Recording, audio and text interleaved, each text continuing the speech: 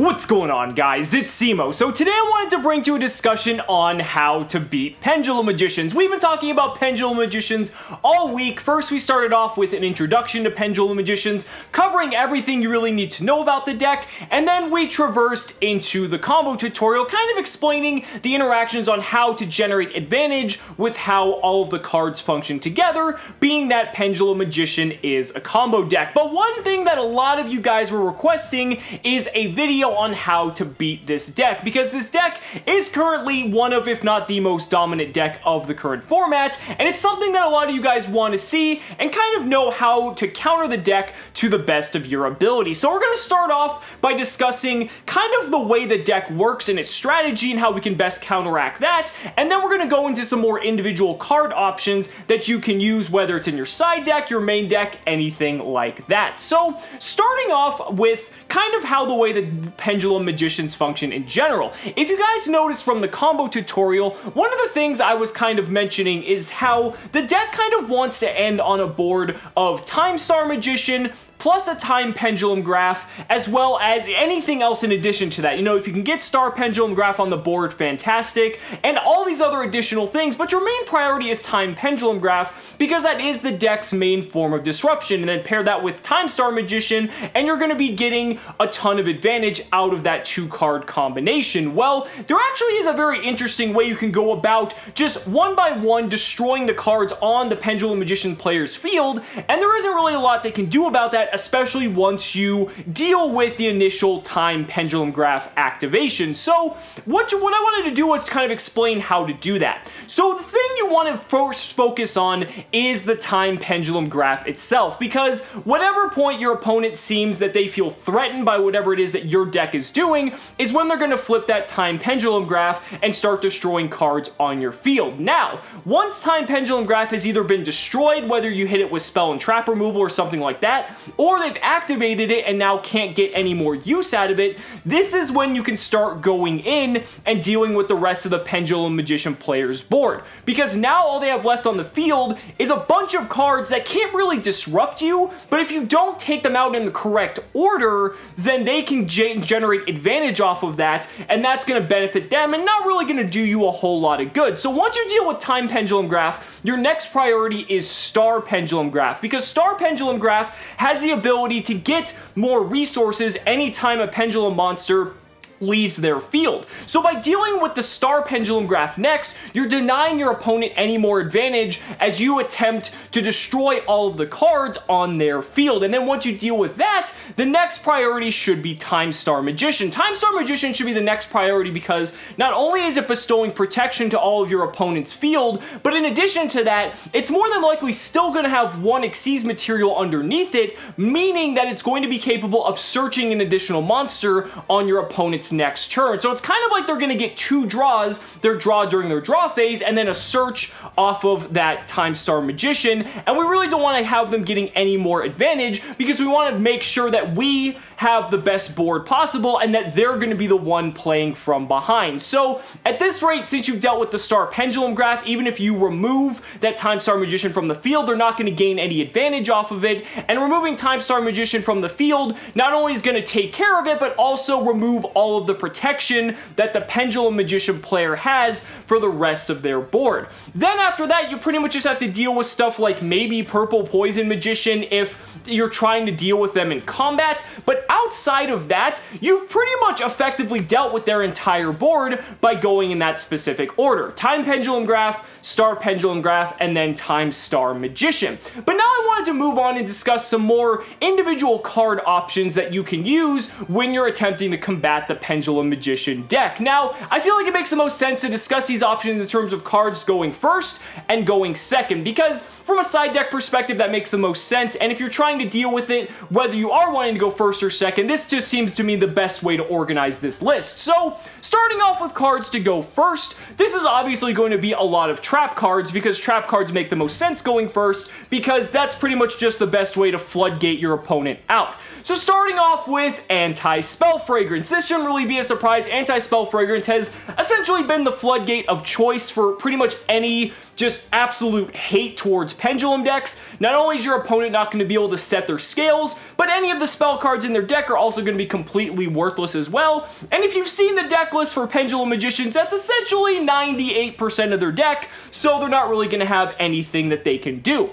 Another option is Unending Nightmare. Now, Unending Nightmare functions in a similar way because what you can actually do is one by one as your opponent's placing scales in the pendulum zone, especially if it's the first turn of the game, you can just pay 1,000 and just keep sniping them out one after another, and you're pretty much going to leave them with nothing because it doesn't matter if any of their effects trigger, if at all, aside for Purple Poison Magician, but we'll get to that in a minute. But if you pretty much hit everything other than Purple Poison, there's nothing they can do, and it doesn't matter what cards they have, they're not going to be able to Pendulum Summon, as Star Pendulum Graph's going to be worthless, they can't use Time Pendulum Graph when it comes back to your turn. Pretty much you have all the life points you need, especially in the first turns of the game, to just pretty much wipe your opponent out of resources. Now, Purple Poison Magician is a problem, because Purple Poison Magician can effectively stop both Anti-Spell Fragrance as well as Unending Nightmare, so that's something you do want to keep in mind, is that if you have any way to stop Purple Poison Magician in general from being able to activate its effect to pop your floodgate,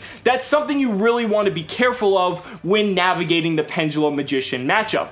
Another card that's kind of been delegated to the side deck in comparison to last format is Dimensional Barrier. Now, Dimensional Barrier is pretty much an all-in-one because not only does it prevent all of the Pendulum monsters from being able to activate their effects in the turn, but it also stops them from being able to be special summoned, meaning they can't Pendulum Summon, they can't special summon any of them. It's the all-in-one answer to this deck, especially considering how many monsters in the deck are Pendulum monsters, being all of them. So this card is absolutely phenomenal. There's really no way they can stop it, like in comparison to something like Anti-Spell Fragrance or Unending Nightmare, but it's still something that it's a little bit more niche, especially just because of the matchup, but it's a good choice nonetheless. Another really cool card that's seeing a little bit of rise in popularity is Chaos Trap Hole. Now, Chaos Trap Hole essentially can negate the summon of a light or dark monster by paying 2,000 life points, and it can be any number of them as long as they're all light and dark, and it banishes all of those cards. So that's amazing because not only are you negating the summon,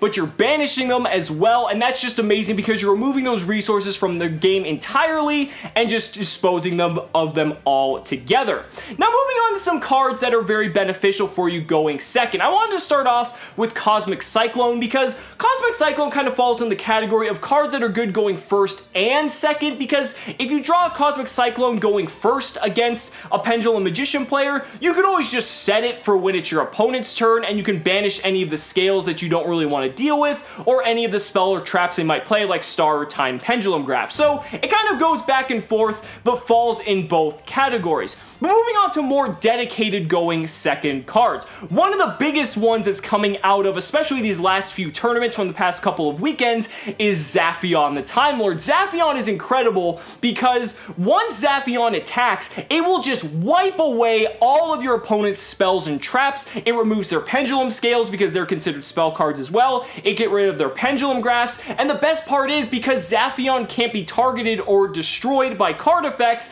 that's amazing because Time Pendulum Graph actually can't remove it, and the same thing goes for Purple Poison Magician. So it's an incredibly strong card, especially if you know how to use the card properly. You could also throw in something like Time Maiden to help accelerate your ability to get to that Zaphion quicker, and by resolving that card, your opponent's not going to be left with really anything, and that's going to put you in a very advantageous position. Kind of delegating back now towards more spell and trap removal, a lot of players are kind of, in addition to playing Cosmic Cyclone, also playing a card called Typhoon, which hasn't really seen play in a very long time. But Typhoon's cool because it kind of functions as a hand trap where it can pop a spell or trap on our opponent's field as long as they control at least two. And that's really neat because you can hit stuff like the pendulum graphs or certain pendulum scales as long as your opponent has the cards in order for you to activate Typhoon. So it's kind of cool to see that card making a comeback. And then Mystical Space Typhoon is as well. It functions very similarly to Cosmic Cyclone, except obviously if it hits the wrong card, it's not going to be as beneficial as something like Cosmic Cyclone, but nonetheless, it's still good just for that one-for-one removal. possible, especially since the Pendulum Magician cards can generate so much advantage off of a single card, especially if it goes unchecked. And last but not least, I did want to discuss hand traps, because hand traps are still very effective going second. You've got cards like Ash Blossom, which can hit a myriad of cards in the deck because Pendulum Magicians do so much searching. You're able to use Ash Blossom, especially on a well-timed Pendulum Call or Wavering Eyes. Ash Blossom can be absolutely deadly and can pretty much end a Pendulum Magician player's turn in the right circumstances. And then also there's Droll and Lockbird, which Droll and Lockbird effectively does what Ash Blossom does, but can also just end their turn entirely at the same time. And I think that's really cool. It's a bit more specific and generic, whereas Ash Blossom has a much wider range of applications. But if you're really trying to lock down the Pendulum Magician player, Droll and Lockbird is definitely a very solid option. And both of these hand traps have a lot of application in the current meta as well. So you really can't go wrong. And just depending on the strategies that your deck likes to employ, that's pretty much where you go from all the cards I've suggested in this video